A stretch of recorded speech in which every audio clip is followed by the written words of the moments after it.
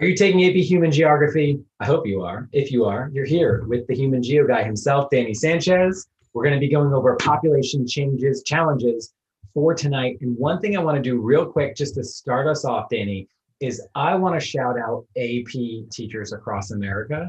I posted on the Marco Learning TikTok page. I know you're on TikTok as at the Human Geo guy, collecting all kinds of new followers. I was chopping something with my hands here and I put out a request. I said, tell me about your AP teachers. We want to shout them out on our channel. Here are some of the dozens and dozens of AP Human Geography teachers who were shouted out on our channel. I want to give a special shout out to Mrs. Clapp, Mr. Corey Brown, who was previously mentioned, Mrs. Sunset, Catherine Tom, Mr. Turner, Paul Gordon, Mr. Kyle Bartholomew, Mr. Anderson Harris Murphy, Means LaRose, Hylam Merriam, Darling, Sherwin Pinter, Sherwin, and Cassandra Whitney Hart. All these wonderful AP Human Geo teachers and the wonderful Human Geo teacher I'm joined by tonight, Danny, what are population challenges? Why do I care about them for AP? What are we going to do in this video? That it's basically the most important thing that we deal with all year long. I'm not going to be going over the demographic transition model because that would be an hour-long session unto itself. I've done that one many a time before, but understanding what population growth and population decline can mean for countries moving forward, and that's going to be our big theme for today. Fantastic. I can't wait to hear and learn more about it. Everyone, I'm going to be in the chat. I'm John from Marco Learning. This is Danny from at the Human Geo Guy on Instagram and on TikTok and at Marco Learning. We are going to be answering your questions live in the chat. And afterwards, for those of you who are watching the recording, we can answer your questions after that's over. So Danny, I'm going to let you share your screen. I'll be hanging out, and best of luck to everyone taking AP Human Geography this year.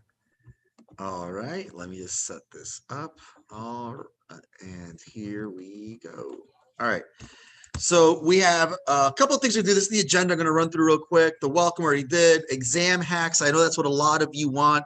Kind of like, I'm not going to say cheat code because I don't necessarily believe there's cheat codes for being successful on the AP exam, but things that make your life a little bit easier. All right.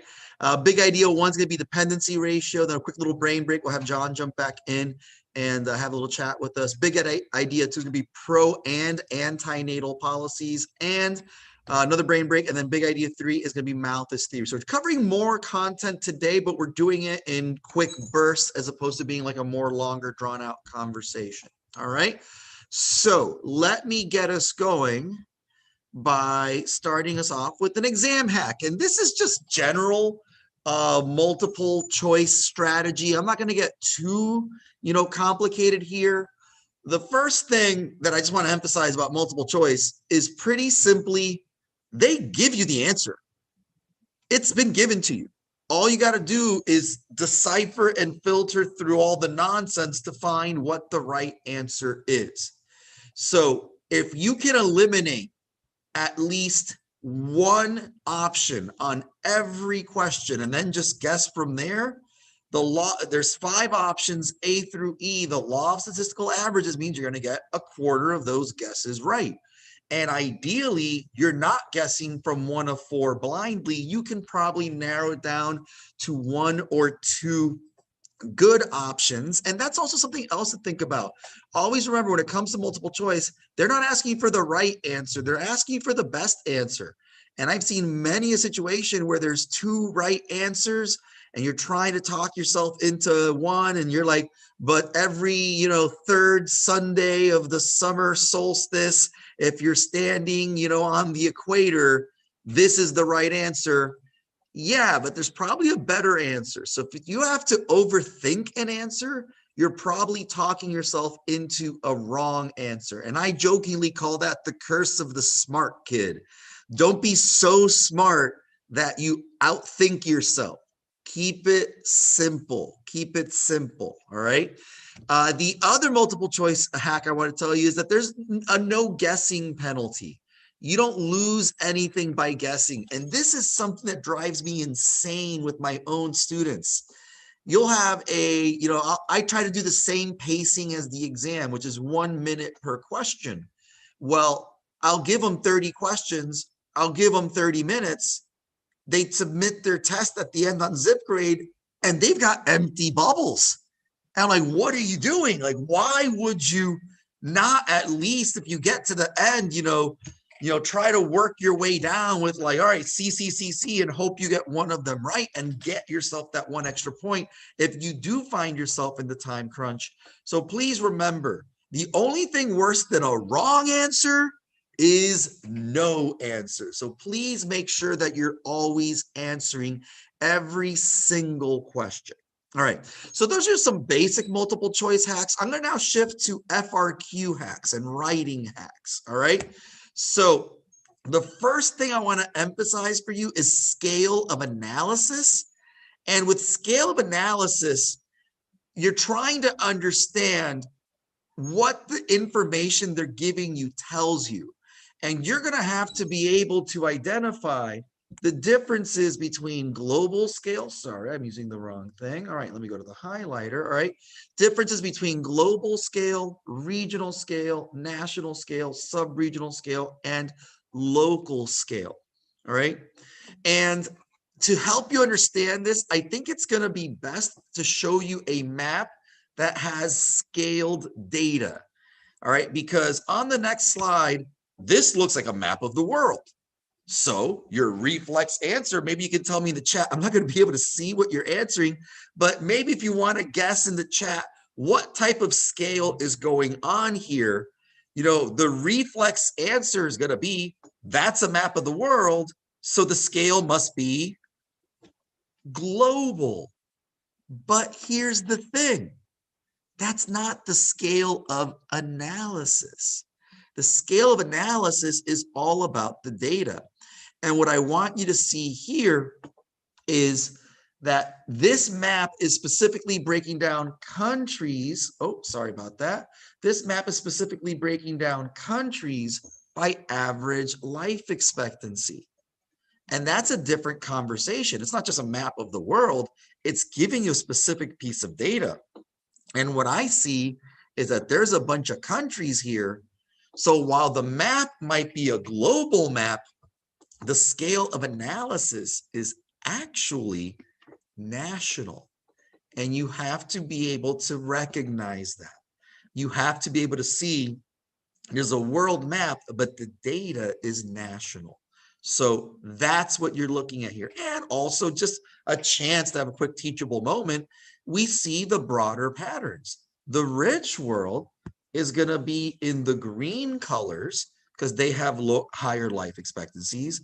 The poor world is going to be in the orange and red colors because they have the lower life expectancies, and that's going to be the poor world.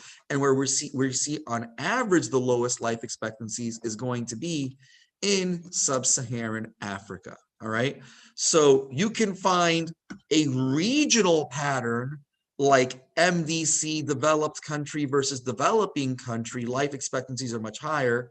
You can also see it as far as, well, the Americas and Europe and Australia, New Zealand, Japan, South Korea, they have higher life expectancies, but sub-Saharan Africa has specifically lower life expectancies. So you can look at also on a regional level.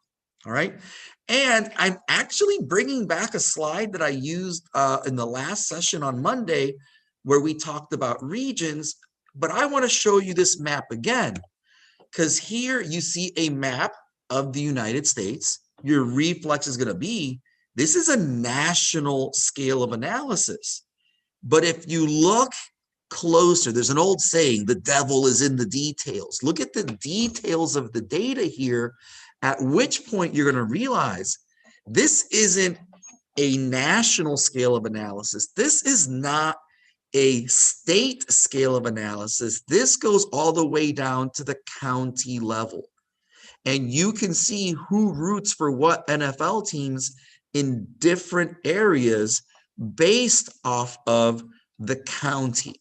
So it's a county scale of analysis, which is pretty local in terms of data analysis. So you have to always remember with scale, is this global, regional, national? Sub-regional means like a part of a country, like the Northeast or the South. Or does it break down to local? And even local has different divisions. Local could be state, county, city. It could even break down a vocab term we use in human geo, a census tract, to a neighborhood of 5,000 people. So always keep in mind the data is what you're looking at for scale of analysis. And that comes up on FRQs a lot. And you're going to have 3 FRQs, each one has 7 components. It would not surprise me if one of those subcomponents was what is the scale of analysis of this stimulus. All right. The other thing I wanted to tell you about is the role of gender. If you are following me on Instagram, if you follow me on TikTok, I've been kind of hitting this one over the head the last few days. It kind of just landed coincidentally that Monday was International Women's Day. And I want to point that out because the reality is this is just where I am in my content. I'm talking about the role of women in economic development. So coincidentally, I'm bringing it up now. But it's also a huge theme for Human Geo. The idea that they want you to, acknowledge the role of women in the economy and with specific features, all right? First off, promoting access to education. So if you can ever tie in women and access to education on FRQ, that might be a good avenue for a point. Economic opportunities is going to be them being able to earn a living and provide for themselves. All right. And the final one, reproductive health for women. This is women having access to contraception. This is having a low maternal mortality rate, meaning, having a baby isn't a dangerous proposition. Sex education, all of these things put women in a position of being able to advocate for themselves, provide for themselves. And for those of you who don't follow me on TikTok and Instagram, I'm just going to do a quick little mini lesson here. I call it the 4 E's. When you educate, employ, empower, and elect women, it's not just the women who benefit, it's society as a whole. So if you have the opportunity to tie in the role of women, go for it. And actually, it might even surprise you. Like I've graded some FRQs over the years, and you see on the rubric is the role of women, even though it's not explicitly stated in the prompt. Yet, if you can tie that in, that's a good avenue to find points for yourself. All right. So that's it for our exam hacks. And I want to shift now to our big idea numero uno. Our big idea 1 is going to be dependency ratio. All right. And to understand that, first we got to look at some population pyramids. And if you remember population pyramids, those are the graphs that show the age and gender breakdown of a population. And it will indicate to you about societies with too many old people in contrast to one with too many young people and the different problems that each of these will have. All right. Let's look at some of these population pyramids. I start off by showing you Niger. Niger in 2014 had a population pyramid that was very wide at the bottom. That is indicative of the fact that they have huge population growth, a very young population, and the idea that it's just continuing to grow. I saw a statistic the other day. The population of Niger has tripled since the mid-90s. So I'm like, wow, since I've been an adult, their population has tripled. Their doubling time is something insane. Like it's only about like 15 years, if that. The total fertility rate there is about 7, meaning the average woman is having 7 children. All right. So again, a lot of young people here. Let's shift now to a stage 3 country. And I'm referencing the stages. I'm assuming that you know the demographic transition model. If not, then you might be wanting to sign up for student support so you can get that extra lesson with me in April. But regardless, Colombia, a country near and dear to me, my beautiful, wonderful wife is from Colombia. Her family's there. I've visited Colombia several times. I love it there. It is a beautiful country with great people, and I can't wait to go back once all of this is over. So let's talk about Colombia. They're a stage 3 country, and you'll notice that their population pyramid is beginning to narrow. But what you have to realize here, the population pyramid might be beginning to narrow, but they're still going to have population growth, because there's so many young people that even when people make the conscious decision to have fewer children, it's still going to result in population growth, even if that population growth is happening at a much slower rate. All right. There's a term for that. I'm going to say it again in a couple of slides, but it's DM, which stands for not direct message. We're not sliding into anybody's DMs. What it means is demographic momentum. The fact that they're having babies at all is going to cause population growth because there's so many people in that age range of reproduction. All right. We'll shift now to stage 4 and talk about Canada. And we'll notice at this point, what you see is that the population pyramid is a little bit more stable in the Middle Ages and begins to narrow, all right, with the younger population. So this is indicative of a population, a stage 4 country that is steadying its growth rate. All right. There's a magic number as it relates to the total fertility rate. And again, I'm not able to see the chat messages, but I want to just remind you, if you want to guess what that magic number is, I'm hoping somebody will key it in there. I'll stall for a minute while hopefully somebody types it in. But it's the magic number where the birth rate and the death rate even out, and you're going to maintain the population level. All right. I'm going to say that the magic number here is 2.1. It's actually 2.07 to be exact, but 2.1. If the average woman's having 2.1 children, that is going to be a population that's stabilizing. But I also want you to notice something here. It's getting pretty broad in the older ages. People are living to an older age. All right. Continue. That life expectancy is getting higher. All right. The last one, Japan, they're a stage 5 country. And stage 5 is where it goes upside down. And stage 5, what you see is that you have a ludicrous number of old people. It's just old people galore. Additionally, you have a significant decline in the rate at which people are having babies. And I just told you the magic number is 2.1.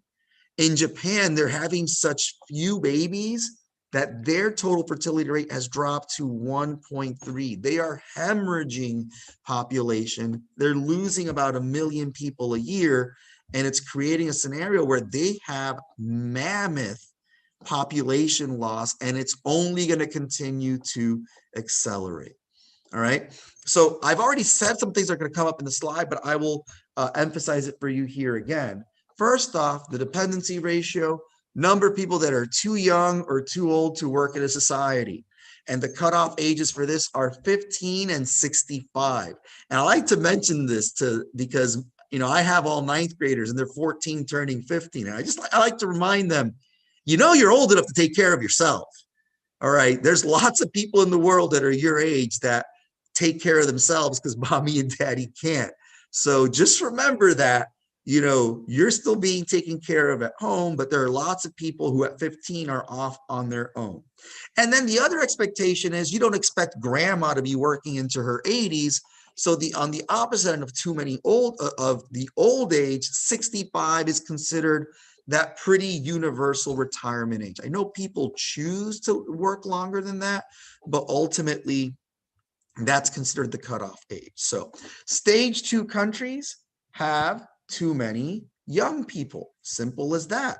That's a high child dependency ratio. So what's going to be the stress for a stage 2 country? That's going to be the expense of education. It costs money to send kids to school. How's your government going to fund that? Additionally, someday, not only are their kids but even more importantly, someday they're going to grow up, have kids of their own, and have to have jobs. So what are their future job opportunities? And a lot of these stage 2 countries are countries that are on the lower end of the development spectrum. They can't provide jobs for everybody who's alive in their population now, much less the idea that that population is going to grow that much faster. All right. So they're going to have families of their own someday. And this carries on in stage 3, like I said earlier, because of demographic momentum. All right. Stage 4 and 5 countries have too many old people, which the opposite of the child dependency ratio is going to be the elderly support ratio. All right. And the idea that you have to, here's the joke I make. It's very inappropriate, but you know, when grandma turns 80, you can't throw her in the ocean. You got to do something with grandma. You got to take care of grandma. I mean, look at what we're dealing with right now. We're in a pandemic, which has mostly impacted the older, you know, more vulnerable members of our population. And we have shut down a lot of the country, a lot of the economy for, as of tomorrow, you know, a year, or as I like to call it, the 1-year anniversary of 15 days to flatten the curve. Sorry, I just keep thinking that this is supposed to be a short thing, but we're all dealing as best possible. All right. And you have the expense and effort of caring for old people. And this is the part where I'll joke with my own kids, and my kids are 11, 9, and 6. Like, I got to be at least a little bit nice to you. I'm hoping you put me in a good home when I'm too old to take care of myself. So what do? You got to give these people housing. You got to give them a little bit money. They might have pension plans, retirement plans. Also, the government gives Social Security. And you got to have medical care for the elderly. A huge percentage of the amount of money that goes into providing for somebody's health care all happens within the last year and a half of their life. And the huge expense of providing healthcare to so many old people. All right. Also, additionally, while you're trying to provide more services for a population that's getting older and older, there are fewer workers to contribute to the tax base and fill the necessary jobs. And in Japan, this is in crisis mode. In Japan, this is in crisis mode. They just don't have enough workers to provide for their rapidly aging population.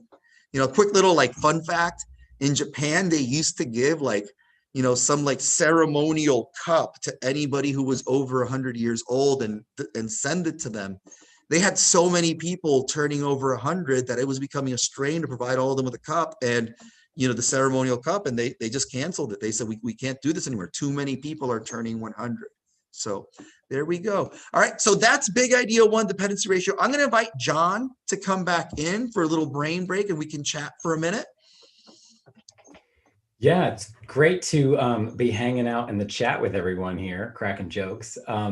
Couple things that are really interesting about this. I just want to point out the skills that some of you guys are learning in AP Human Geography now, not only are going to help you on this exam coming up, but these are just the sorts of topics that are going to come up in AP World, AP Euro, APUSH, things that come up later. I'm a professional historian by training.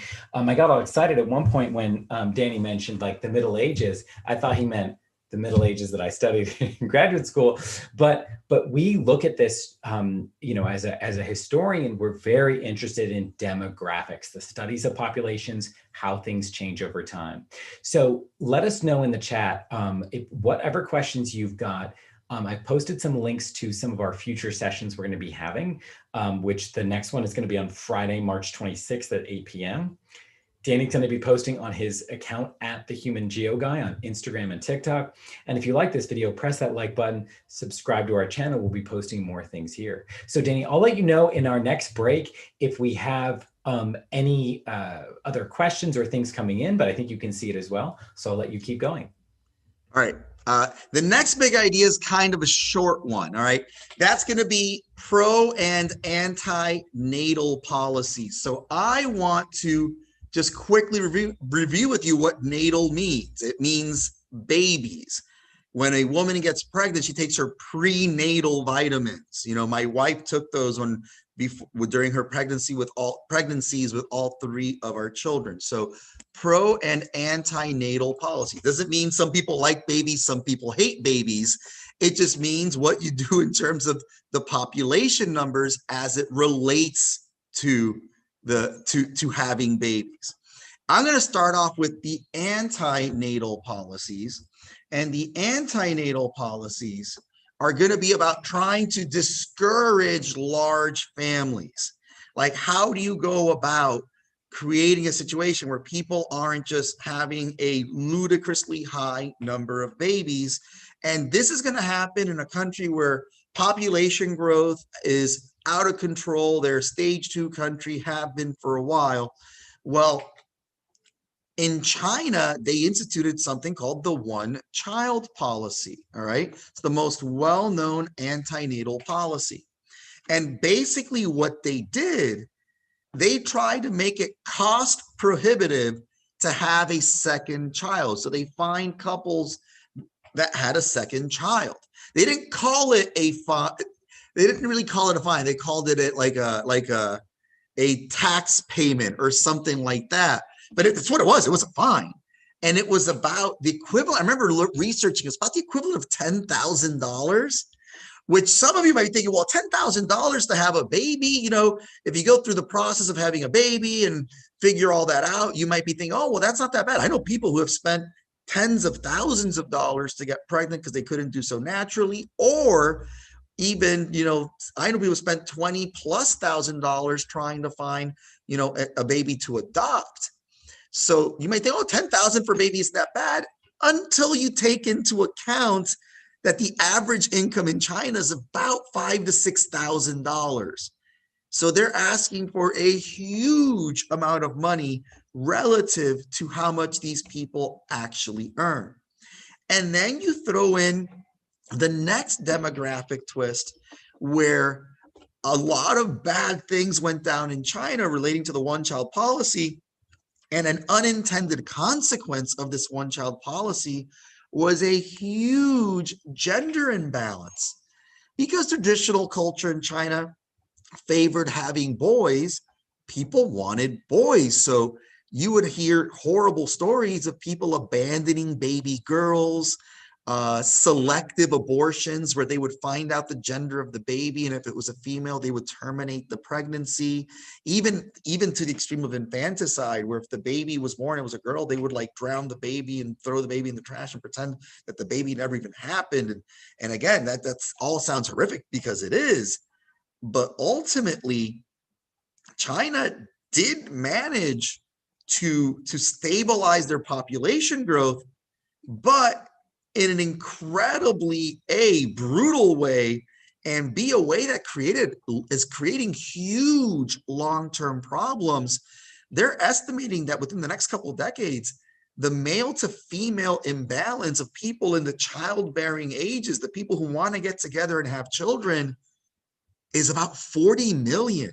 There's 40 million excess men compared to women, and the problems that come with that, from the standpoint of what are you going to do? You have all these guys who want to have families and all that stuff, and they just don't have available, you know, women to have families with, because of this gender imbalance. And additionally, the idea that they artificially progress through the stages, and they're very quickly going to come up on being a stage 5 country, and their population is going to go from almost 1.5 billion, and it's going to drop by the end of this century to about half that number. And that's not a natural progression. At least in Japan, where they have these issues, what you're looking at is a steady decline of about 1 million people a year. You're going to have down the road China's population, it's been holding, it climbed relatively steady, and then it's just going to fall off a cliff over the course of a few decades. All right. So this forced China to end the policy, because they've realized they're a rapidly aging population. And unlike Japan, they don't have the economic resources to provide for such an elderly population. On the flip side, let's talk about encouraging people to have babies. Pronatal policies. These are government policies that encourage people to have more children.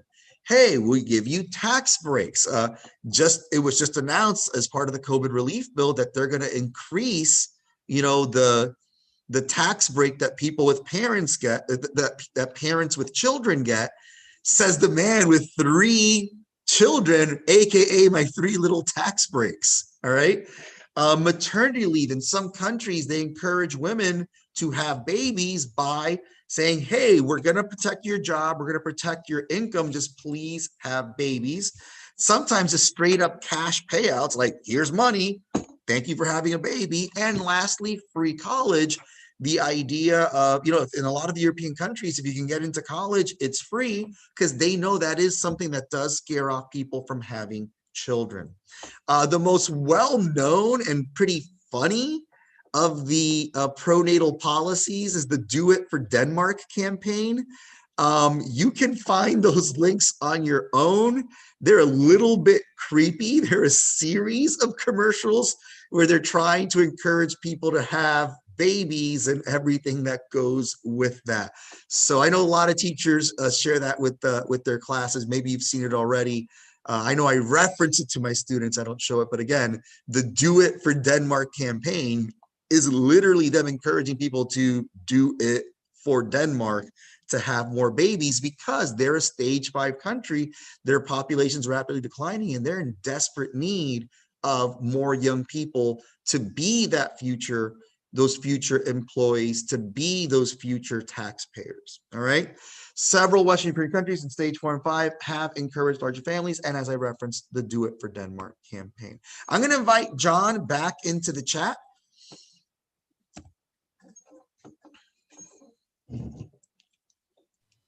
I was not expecting the Denmark campaign. I don't think any of us were. All those Danish babies they're hoping to have. One thing, Danny, I just have a quick question. Today's March 12th for those of you watching this live, and today is the registration deadline for at least making sure people are set up in the system. And I want to clarify something, because we get a lot of questions at Marco Learning. And somebody had a very awkward lesson with their teacher.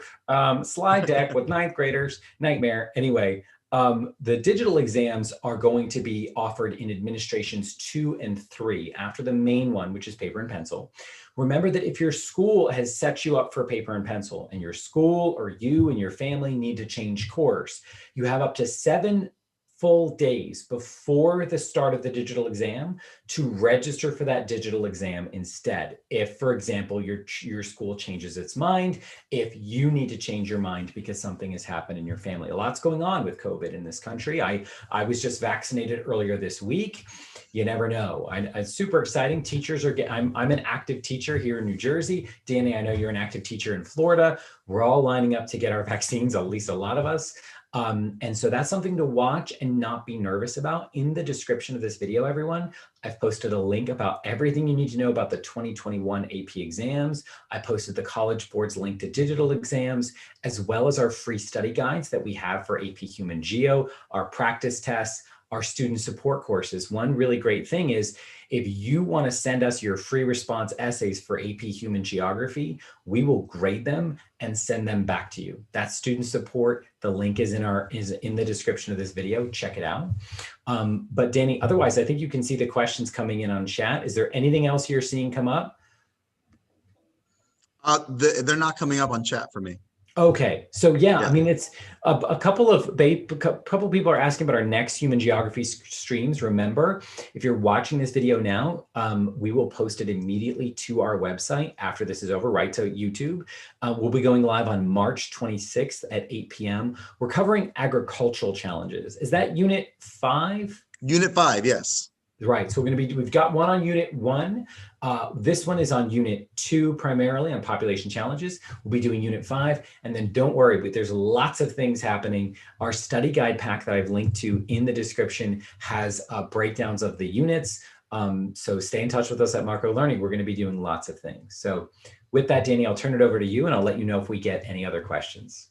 I just want to add something about the exam formats. And again, I've been encouraging my students to do the paper pencil if possible, because I feel like there's going to be more avenue to earn points with identifies, with defines, the type of things that you can't just Google search, because they're going to know people are at home potentially looking up answers. That being said, some things are out of your control. And if you flag a positive, right before the paper exam, you're not going to be able to come into school. So what I'm going to preach to you is what's been preached to us for most of the last year, is you do have to have some flexibility to you. You might be all set up for the paper exam, and you might wake up not feeling well on the day of the exam, and that's going to push you to the digital exam. So just keep that in mind with the idea of flexibility. All right, I'm going to push forward on to the last of our population challenges, and that's Malthus theory. There's a whole bunch of information here. I'm going to talk through it quickly, but it's actually a pretty simple concept to understand, and will be even more simplified on the next slide, which just shows you a diagram. It's the most basic diagram you can imagine. All right. First thing, I want to go over the term overpopulation. All right. And overpopulation is going to be too many people compared to the resources available. And I just want to emphasize that if you were to get, define overpopulation, people's reflex answer is too many people, drop the mic, walk away. Not so fast. You have to make sure that it's relative to the resources available. All right. If you live in a country like the United States has a giant population, but we're able to provide very well for everybody, that's not overpopulation. In contrast, another country which we referenced previously, like Niger, they have a much smaller population, and yet they have a tough time providing for them. So Niger, with a small population, has overpopulation. The United States, with the third biggest population in the world, is able to sustain that population. Carrying capacity is another critical vocab term, the number of people that can be sustained in an area based off available resources. So carrying capacity is the number, and overpopulation is when you're above that number. All right. Now, Malthus theory, 1798, Thomas Malthus, living in England, was observing the world around him. He said, you know what? We're on the verge of a disaster, specifically a population disaster. Because in his lifetime, he witnessed that the population was doubling every 25 years. This is called exponential growth. And the easiest way to understand this is basic math, 2 times 2 times 2 times 2. The assumption is that everybody's going to pair off and double the population once a generation. That's literally what happens in stage 2. The population doubles once a generation. He was observing this in real time. He wasn't a crazy person. He was looking at data tables. And he walked away from there thinking, we're never going to be able to provide for all of these people. And the specific thing that freaked them out was food. While the population was going 2 times 2 times 2 times 2, all right, and doing the math on that, 4, 8, 16, you get to 16 very quickly. In contrast, food was only adding 1 unit every 25 years. So they were going 1, 2, 3, 4 in the same period that the population was growing that quickly. This is called linear growth, all right? Ultimately, Malthus was half right, half wrong. He was generally right about food. I always hesitate with that because our ability to produce food increased rapidly with the Industrial Revolution, the mechanization of farming, all that. But general trend, he pretty much predicted that food growth would look like an angled line. In contrast, population, he said, would be to the moon, like skyrocket, because he didn't have any other information base. He didn't know that things like stage 3 and 5 would eventually happen, and would 3, 4, and 5 would eventually stabilize the population. He wasn't wrong because he was like ignorant or dumb. He was wrong because it had never happened to that point. He lived in England. They were the first ones to hit stage 2. In his lifetime, they had not gotten to stage 3, so he didn't get to witness the population growth slowing down. And on the next slide, ultimately, this is what it looks like. I'm going to do Population in, I'll go blue here. Population in blue, it's going to skyrocket according to Malthus. And that is actually, there's a term for it, it's called the J curve, something that grows that quickly. In contrast, food was going to grow in a straight line.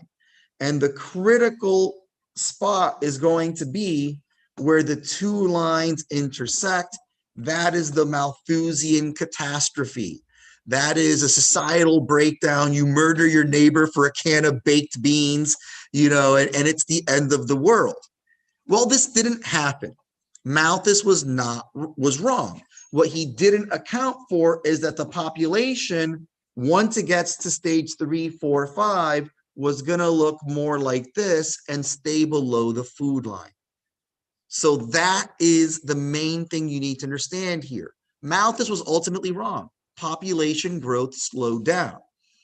So if he's wrong, why are we talking about him 223 years later? Because there are applications of Malthus that do apply today. NeoMalthus, so I just realized I started subtitles. I have no idea how to take this off. Okay, all right, there you go. Sorry about that. All right. So looking at Malthus theory, Neo-Malthusians, the prefix neo means new. Neo-Malthusians argue that Malthus theory can be applied today.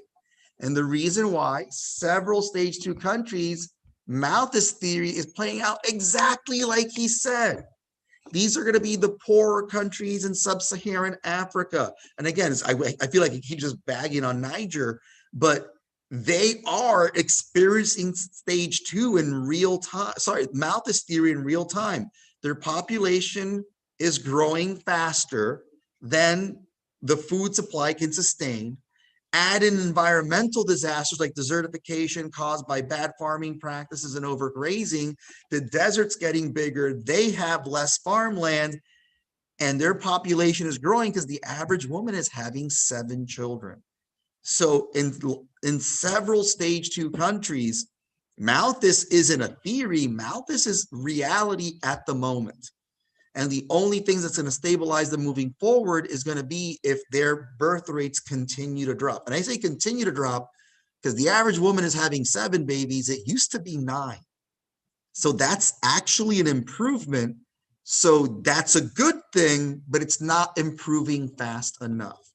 Continuing, modern societies are dependent on more than just food.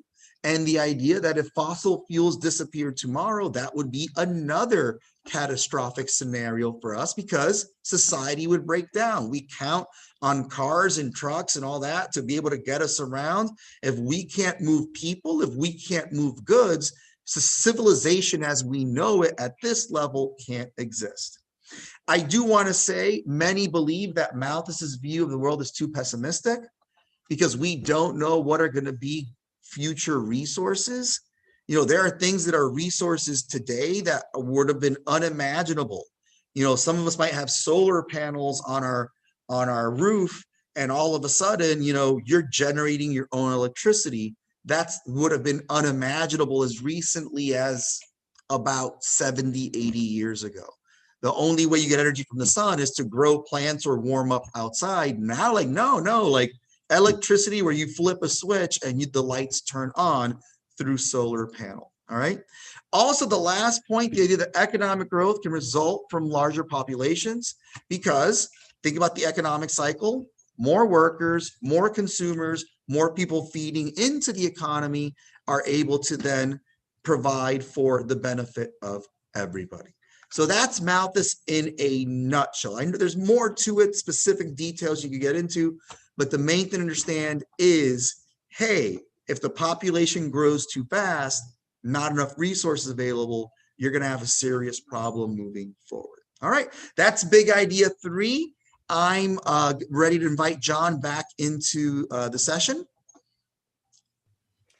Great. So, Danny, any other final thoughts here about what advice you can give to students who are struggling, kind of thinking through a lot of this? I'm looking at some people are actually studying how this sets them up for AP Euro.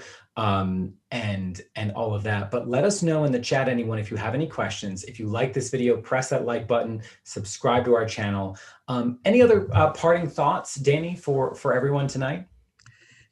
When it comes to population, you have to look at both ends of the spectrum. You know, the reality in Niger is wildly different from reality in Japan. You know, you have places where the population is bursting at the seams and others where they're trying to essentially bribe people into having babies. So understanding what the long-term ramifications of that are economically, demographically, and how they try to solve those things. Because another thing, here's an impromptu FRQ hack. A few years back, one of the things like, well, what is a possible, you know, way that you could encourage people to have fewer children? And at that point, you're like throwing things out there, like instituting a one-child policy, you know, implementing financial penalties, limited resources, you know, limiting access to education. And that one kind of took a dark turn. I remember grading it and thinking like, you're gonna deny children education just because they exist? But ultimately understanding that you might be asked to actually give a potential solution for one of these problems. That's great advice. And I think that, you know, thinking about how these ideas are going to live in the multiple choice section, live in the free response section is key. Real quick, I'm just going to share my screen and multiply all of the Danny Sanchez's in your life. There's a lot of Sancho in this. In at the Human Geo Guy on Instagram, tons of great stuff. And he's also got his TikToks up. So watch out. There's all kinds of interesting content here on his Instagram and TikTok, mask jokes, all kinds of advice about that picture where I'm wearing the mask scrunched underneath my nose and above my lip. I saw somebody, I got it in. I saw somebody at Publix. I got it in. I almost made it. Publix. I almost made it. I saw somebody at Publix supermarket wearing their mask that way. And I'm like, God help us down here in Florida. They were wearing their mask like a fake mustache. But you need those Publix sandwiches. You need those Publix promos you got to do in the Marco Learning videos. So listen, everyone, thank you so much for coming tonight. Danny, let us know if there's any other advice you want to wrap up with. But otherwise, be in touch with Danny at the Human Geo Guy on Instagram and TikTok, and us at Marco Learning. We're going to post this video to our channel, and we'll see you on March 26th at 8 p.m. to cover Unit 5 about agriculture. Last thoughts before we go. I just want to say, this is the start of my spring break. Friday night, partying it up on the Marco Learning channel. But the main thing that I want to just emphasize, you know, I also coach the cross country team. You know, I'm a runner myself. The worst thing you can do if you're training for a race is to just stop running for an extended period of time. Try not to shut down your brain during your spring break. Try to kind of like read an article here, read an article there. If your teacher I gave my kids homework, not because I'm mean, but because I want them to be successful on the exam. So just try to keep yourself fresh if you're rolling into your spring break. Yeah, one quick question too, as we're just kind of wrapping up here. Jacob M is asking, I asked before, but should we review anti-Malthusian theory? I mean, that's what I included at the end there, the idea that he's too pessimistic. I'd at least be aware of the arguments against. I think that's the main thing that you should focus on there. Great. Yeah, the sense of like, hey, this really old-fashioned idea about population and race and everything else is wrong. And Jacob they canceled spring break in Canada. So oh boy. Okay. That's really depressing. At least, Danny, you've got the sunshine in Florida, even if people aren't wearing masks properly. So anyway, everyone, take care of yourselves. Be in touch with us. Thank you so much, Danny. Everyone, follow at the Human Geo Guy and ask